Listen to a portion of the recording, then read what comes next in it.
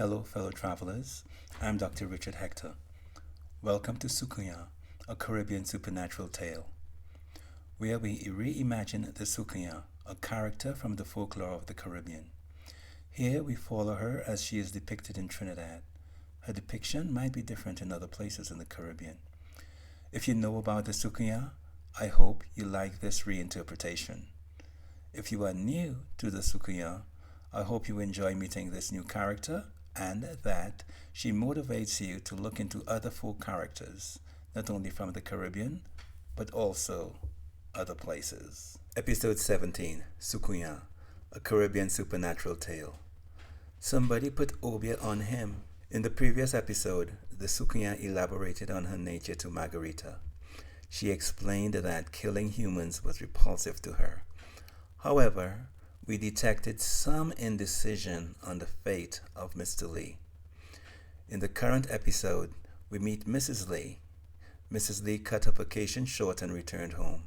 She visited her husband at the Chinese Association and visited the store. She was very distressed and on the verge of panic. She met the Soucouyant, who was in the form of Kāihuā. We see Mrs. Lee was a strong, caring woman.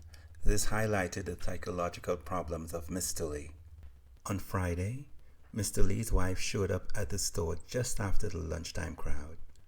The Chinese Association management reached her in Canada to report on her husband's peculiar behavior.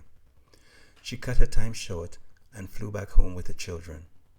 After dropping the children at home, she called the Chinese Association and was advised not to bring the children to visit their father. She noticed the house did not look lived in. Only the clothes in the hamper were evidence that Tony, as she called Tāihuā, had come to the house. The children were worried, but she assured them that everything was okay and she would call them as soon as she saw Dad. When she got to the Chinese Association, she found Mr. Lee asleep in a spare room in the back that held a twin bed, a straight back chair, a clothes rack, and a nightstand. The room was rarely used, but the staff shepherded Mr. Lee into it every morning for the past week. The staff explained that he slept all day and no one was able to rouse him. Mrs. Lee tried shaking him and calling his name to no avail. She was so confused and upset that she cried as she shook him and jabbed him with her tiny fists. The waitress came to the door and told her that he would wake up mid-afternoon and go to the store, but no one was able to wake him up before he was ready. When he woke up, he would leave and go to the store only to return just before sunset and begin the strange ritual of picking up a $20 bill and putting it back on the table over and over throughout the night. The waitress related that he seemed fine when he woke up. In fact, he was more pleasant than before he took in with whatever he had. She explained he made conversation and asked about other people's families. These were things he never did just a mere 2 weeks previously.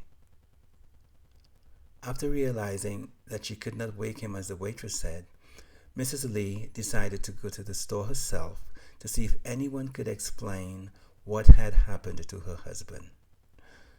As she approached the store, she was surprised by the appearance. The store displays were so attractive that splendor spilled into the street. She hurried into the store and stared in amazement at its beauty and bustle. Not only was the store completely redecorated, the store was filled with shoppers exploring fabrics and accessories, as well as paying for purchases. Mrs. Lee saw Margarita and hurried over to her. Margarita was delighted to see Mrs. Lee. They immediately went back to the office to talk, and Mrs. Lee went straight to the point. Margarita, I have never seen this store look so nice and so busy. I can tell Tony, using his nickname, did not have anything to do with this. What's going on with Tony? I left him dead to the world, sleeping in a back room at the Chinese Association. I can't tell you what happened to him, Mrs. Lee. He does come by every afternoon. He spends a little time and puts a few dollars in the night deposit bag and goes back to the Chinese Association.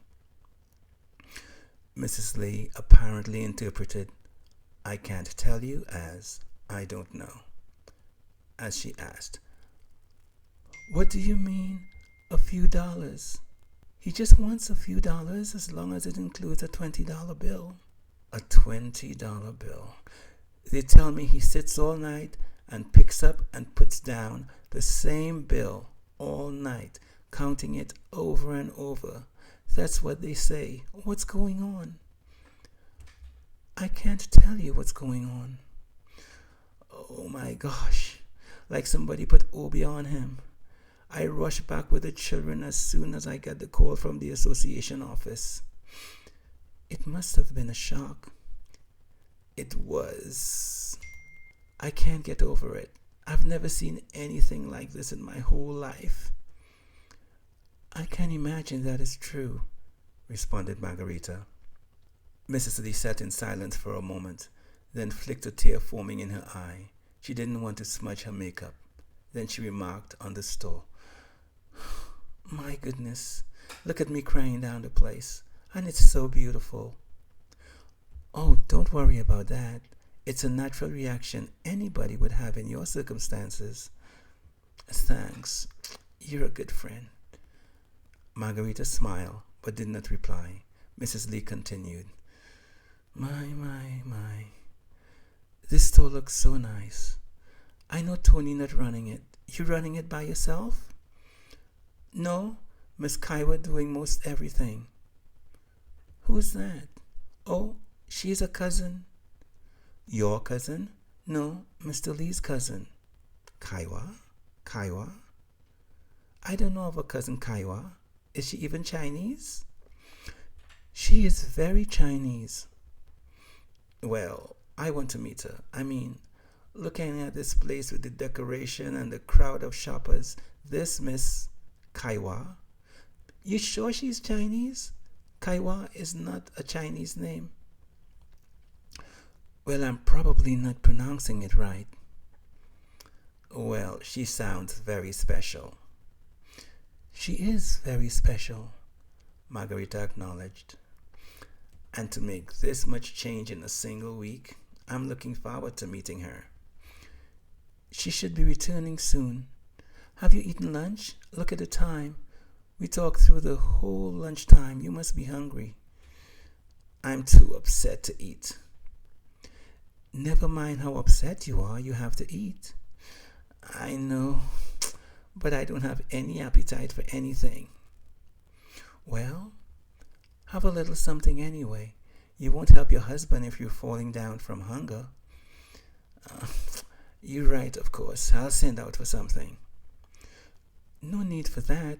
Miss Kāihuā brought in some delicious soft mian bao and sweetbreads. You could have something just to keep up your strength."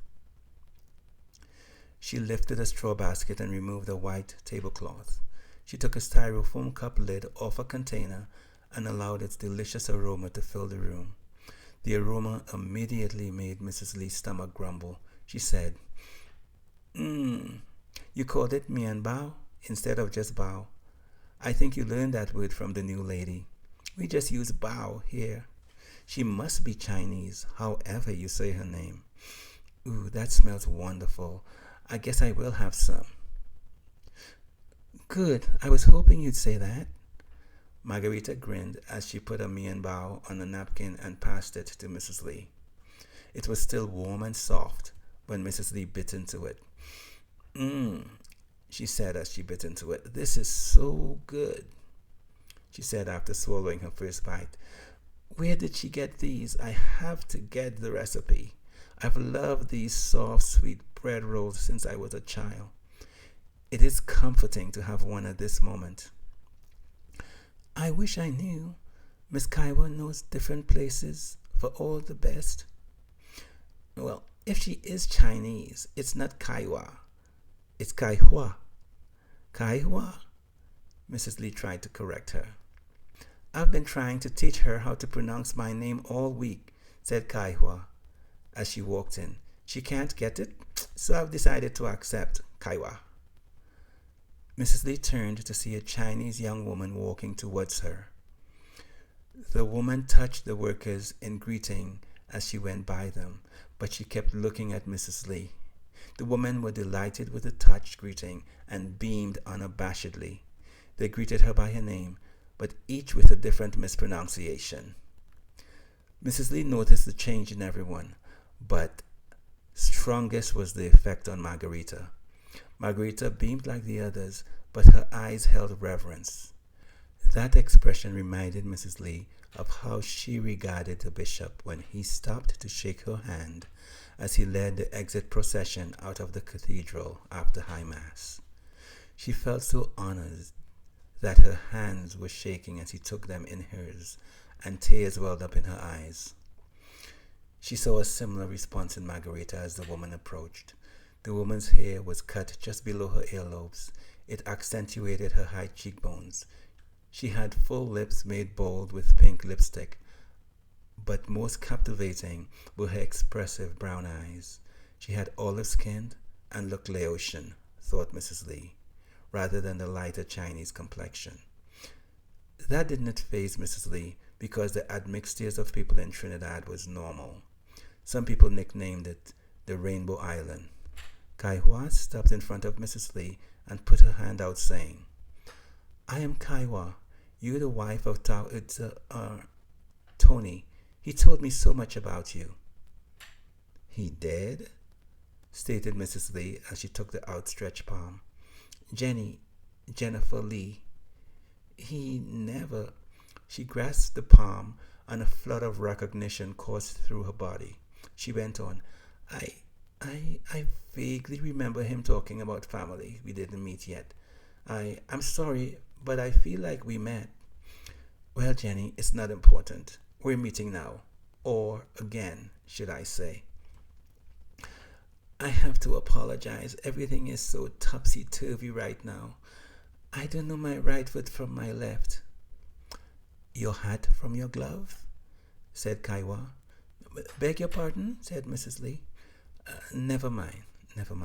So you like the mian bao? Yes, very much. I must get the recipe. Did you make them? No, I know this little place. Where did you get them? I'll never tell. Kāihuā laughed. Have some more. I know you've had a long flight and a long morning. Well, have it your way. They're good, replied Mrs. Lee.